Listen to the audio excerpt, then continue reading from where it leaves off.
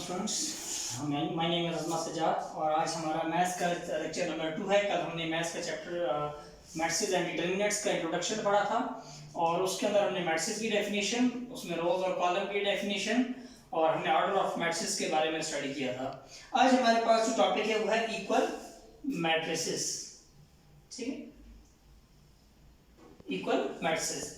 देखिए, equal matrices की definition है कि टू मैट्रिसेस, कोई भी आप जनरली टू मैट्रिसेस ले लें, तो मैट्रिक्स आप ले लें, वो इक्वल किस वक्त होंगे? उनके लिए दो कंडीशंस हैं। किसी भी मैट्रिक्स की इक्वल होने की जो कंडीशंस हैं वो दो हैं। जब ये दो कंडीशन फुलफिल करते हैं तो मैट्रिक्स, वो दोनों मैट्रिक्स आपस में इक्वल होते हैं। पहली कंडीशन है इसमें कि देयर ऑर्डर आर सेम, कि उन दोनों के ऑर्डर्स जो हैं वो सेम हो। ठीक है, ऑर्डर क्या होता है ये हम कल डिस्कस कर चुके हैं। और दूसरा है their corresponding elements are equal, क्योंकि जो करस्पॉन्डिंग एलिमेंट्स हैं वो क्या हो, आपस में इक्वल हो। तो स्टूडेंट्स, ये मेरे पास एक एग्जांपल है कि मेरे पास ये एक मैट्रिक्स है जिसके एलिमेंट्स है 1 3 -4 2, और जो मेरे पास बी एक मैट्रिक्स है उसके एलिमेंट्स है 1, दूसरा है 2 + 1, तीसरा है -4 और चौथा है 4 - 2।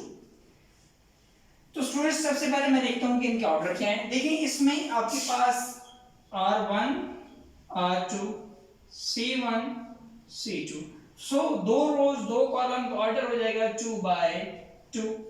इसमें भी आपके पास R1 R2 C1 C2, दो रोज दो कॉलम तो 2/2।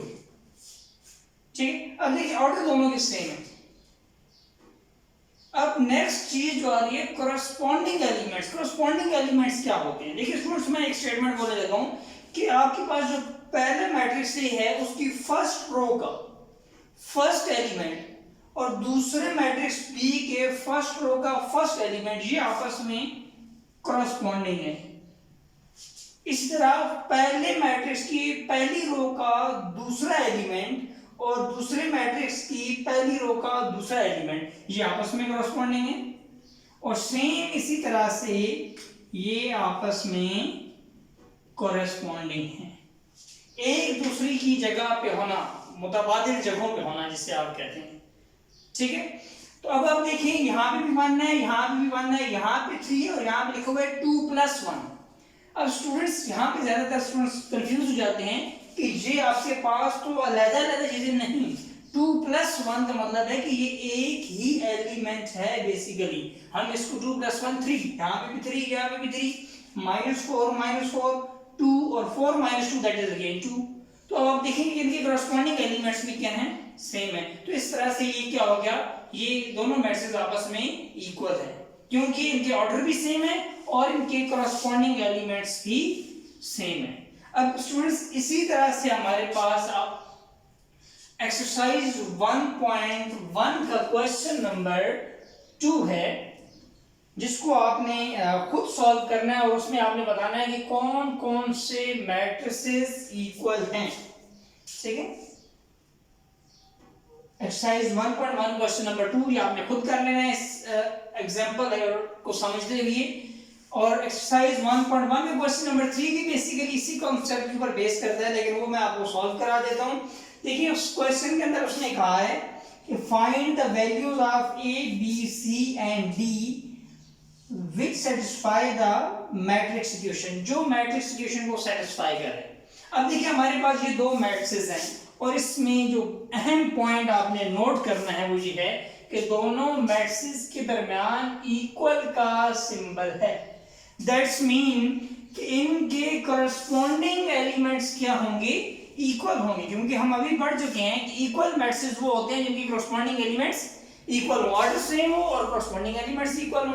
तो यहाँ पे हमें इक्वल उसे लगा के दिया, इसका मतलब ये अंडरस्टूड है कि इसके ऑर्डर भी सेम होंगे और करस्पॉन्डिंग एलिमेंट्स भी इक्वल होंगे। सो मैं जब सॉल्व करना स्टार्ट करूंगा तो मैं लिखूंगा by definition of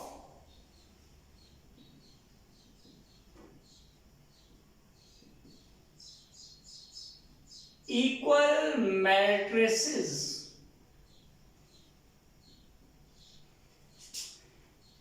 A + C किसके करस्पॉन्डिंग आएगा, पहले मैट्रिक्स का पहले रो का पहले एलिमेंट दूसरे मैट्रिक्स के पहले रो के पहले एलिमेंट की इक्वल, इसको मैं इक्वेशन नंबर 1 कह दूंगा। Similarly a plus 2b, equation number 2, c minus 1 is equal to 3, equation number 3, 4d minus 6 is equal to 2d, equation number 4। ये आपके पास 4 इक्वेशंस आ गई हैं स्टूडेंट्स, ठीक है। करस्पॉन्डिंग एलिमेंट्स की डेफिनेशन या इक्वल मैट्रिक्स की डेफिनेशन से हमने ये 4 इक्वेशंस बना ली हैं। अब हम इन इक्वेशंस को सॉल्व करते हुए इस a b c d जो आपके पास 4 अननोन है इनकी वैल्यू फाइंड करेंगे। स्टूडेंट्स सबसे पहले हम देखते हैं कि हमारे पास जो पहली इक्वेशन है इसमें 2 अननोन है।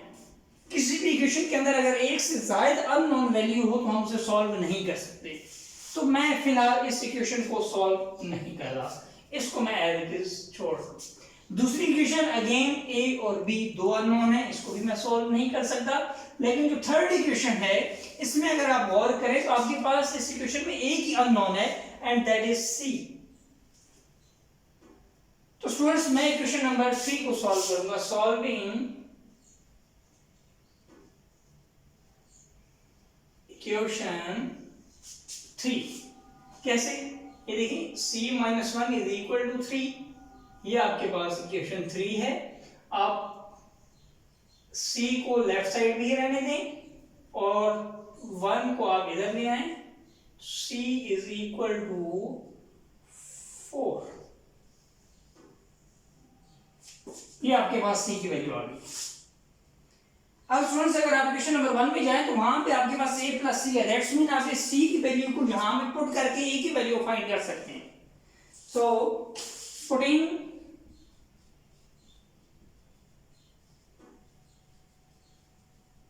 वैल्यू ऑफ c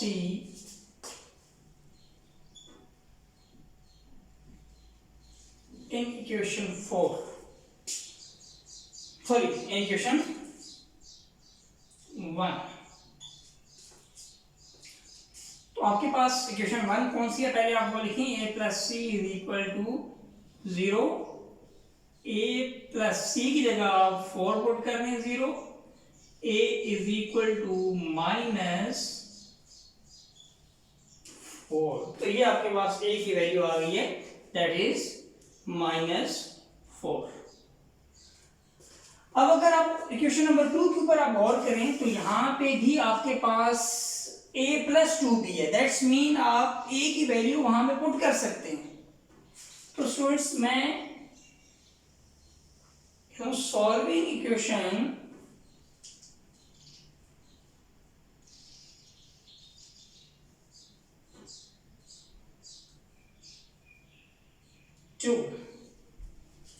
इक्वेशन 2 सबसे पहले लिखें a plus 2b is equal to -1, ठीक है। अब मैं क्या कहता हूं, putting value of b a की जगह -4 plus 2b is equal to -1। b के अलावा तमाम टर्म्स आप दूसरी तरफ ले जाएं, अननोन को लेफ्ट साइड पे रखें, -1 प्लस 4 3/2 और 1.5, ये आपके पास b की वैल्यू आ गई है। अब स्टूडेंट्स हमारे पास a, b और c तीनों की वैल्यू आ गई है, जस्ट हमारे पास d रह गया। और अगर आप गौर करें तो इक्वेशन नंबर 4 के अंदर सिर्फ एक ही अननोन है जिसकी जो वैल्यू है वो d है। सो solving equation 4,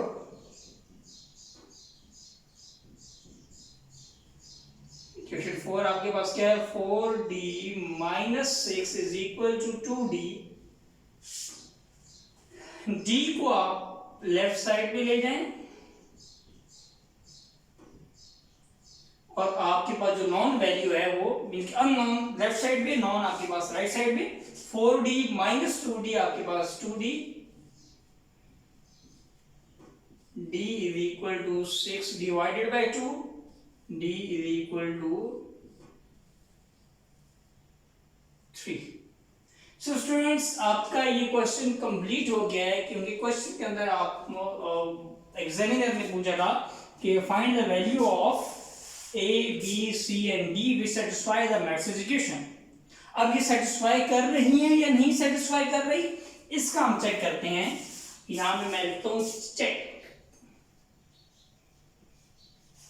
put value of A and B, A and C, sorry, in equation 1। A आपके पास क्या है, A की वैल्यू आपके पास -4, B की वैल्यू आपके पास 4 एंड इसकी राइट साइड पे 0 है। 0 इज इक्वल टू 0, ये देखें ये सेटिस्फाई कर रहा है। इसी तरह पुट करें वैल्यू ऑफ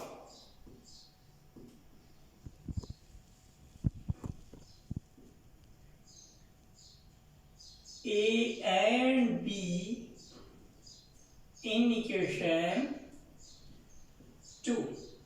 A आपके पास क्या है, -4 प्लस B की जगह 2, B की जगह आपके पास 3/2 इज इक्वल टू -1, 2 2 से cancel, -4 plus 3 is equal to -1, -1 is equal to -1, ये भी सेटिस्फाई कर रहा है।